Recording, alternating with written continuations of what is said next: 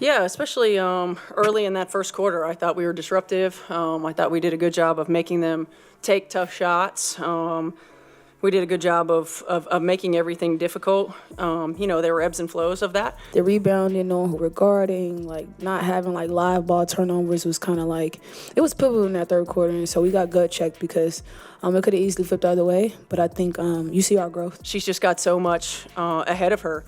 Yeah, I'm happy that they love her, and happy she was able to get out there. The energy inside the arena that night was unlike anything the league had felt in weeks. Indiana Fever fans walked in with mixed emotions, knowing their brightest star, Caitlin Clark, wasn't suiting up. Against the #1 ranked Minnesota Lynx, expectations were tempered. The talk around pregame circles was about damage control, about how to stay competitive without their floor general. Yet what followed was not survival, but shock. Indiana didn't just hang around, they stormed the floor and dismantled the league's top team. Fever moments always have a spark, but this time the fire came from every corner of the roster, and by the final buzzer, the WNBA had been shaken awake. The opening quarter began with tension. Minnesota tried to impose its size and tempo early, attacking mismatches and daring Indiana to keep pace without their rookie sensation. I know a lot of people will talk about Nafisa not playing, but I think they're really good with or without her. They're just a really great basketball team. So I think it was a big win for us because they set the bar high standard-wise. I obviously KK was going to get in the ball game, but they were on a run too. So there's a lot of things that factors that go into it. But I love that our fans love KK. Being able to know, guarding Courtney Williams, knowing that her thing is a pull-up, knowing that now instead of not knowing that, it's big for us because we give ourselves a chance. And if they are the standard, we get to see where we are. But Sophie Cunningham wasn't interested in surviving. She set the tone from the jump, barking out defensive switches, diving for loose balls, and hitting a pair of deep threes that ignited the Fever bench. Every possession was charged. What should have been a Lynx advantage quickly flipped into a Fever frenzy. Kelsey Mitchell slashed through gaps with speed that Minnesota struggled to contain, turning missed shots into instant transition buckets. By mid-first quarter, whispers turned into roars. Indiana was up double digits, and Minnesota looked rattled. The absence of Clark, instead of being a hole, had opened space for others to shine. The Fever weren't leaning on one star, they were playing like a unit possessed. Aaliyah Boston dominated inside, showing her all-star pedigree with rim protection and relentless rebounding.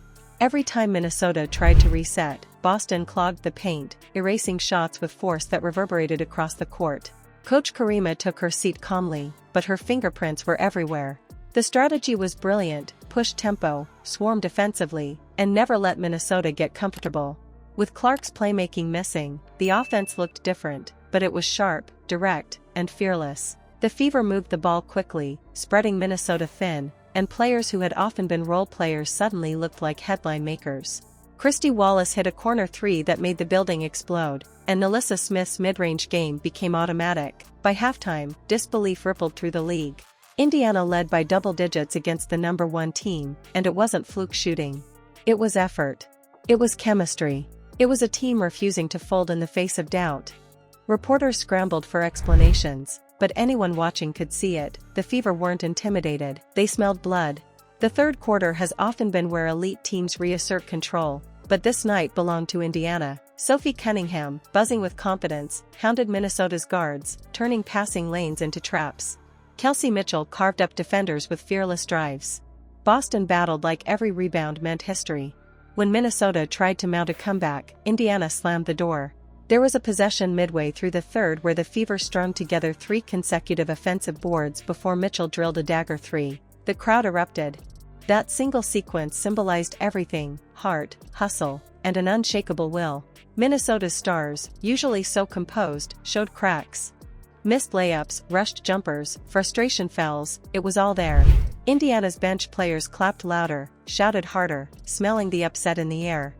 What was supposed to be a statement game for the Lynx turned into a humiliation reel. By the time the fourth quarter began, Fever fans weren't just hopeful, they were demanding the finish. And Indiana delivered. The final frame was pure dominance. Sophie Cunningham drilled another triple, running back with a smirk that seemed to taunt the Lynx bench. Aaliyah Boston sealed possession after possession, making sure no second chance points could swing momentum. Even without Caitlin Clark, Indiana's offense flowed with rhythm. The ball zipped around, each player unselfishly finding the open shooter, each cut timed to perfection. When the horn finally blared, the scoreboard didn't just show a win, it showed destruction. Indiana Fever 92, Minnesota Lynx 74. A statement carved in stone. Fans flooded social media instantly. Fever stunned the league. No Caitlin, no problem. This is the team of the future. Analysts who had doubted Indiana scrambled to rewrite narratives. What had been considered a one-woman show became undeniable proof that the Fever were deeper, tougher, and hungrier than anyone realized. They hadn't just won, they had obliterated the best. The post-game celebration carried the weight of history. Sophie, her jersey drenched in sweat, screamed toward the stands, fists pumping, embodying the raw passion of the night. Boston hugged teammates, smiling wide but steady, knowing this was only the beginning of what they could be. Kelsey Mitchell spoke with reporters, her words sharp and confident. "We're not just one player. We're a team. Tonight we showed everybody what that means." For Coach Karima, the victory was vindication. Every timeout call, every defensive tweak, every rotation choice had worked. She stood at the podium with pride, emphasizing how each player stepped into their moment. "Caitlin is a huge part of our team," she said, "but tonight showed the strength of our roster." Everyone was locked in. That's Fever basketball. The WNBA world buzzed with reactions. Pundits labeled it one of the season's biggest upsets. Fans debated whether the Lynx were overrated or if Indiana had simply revealed its true ceiling. Former players chimed in on broadcasts, calling it a culture-shifting win. The Fever's blend of grit and swagger, unleashed without their superstar, was the kind of story the league thrives on. It gave Indiana believers more fuel, and skeptics no choice but to respect. What made the moment unforgettable wasn't just the scoreline, but the manner of victory. Indiana didn't squeak by, they dominated. They showed defensive intensity that suffocated the top team. They displayed offensive confidence that made them look like the contenders, not the underdogs. And they did it in front of a crowd that could feel history vibrating through every bucket, every steal, every clap of hands on the bench. Even Caitlin Clark, watching from the sidelines, couldn't help but beam. She wasn't playing, but she was still part of it, standing, cheering, and celebrating every shot. Her absence had been the headline before the game, but by the end, the story was about the Fever proving they were more than any one name. This was a team of stars waiting to shine, and on that night, they lit up the league. As the crowd filed out, chants of "Fever, Fever," echoed into the night. People didn't just witness a win, they witnessed a shift. The kind of moment that forces everyone, fans, analysts, even opponents, to look again and realize something bigger is happening. Indiana Fever, written off without their rookie, had destroyed the #1 team in basketball. That isn't an accident, that's a statement. The message was clear. The Fever aren't just riding the wave of a young phenom. They are building a storm of their own. Every player mattered. Every play counted.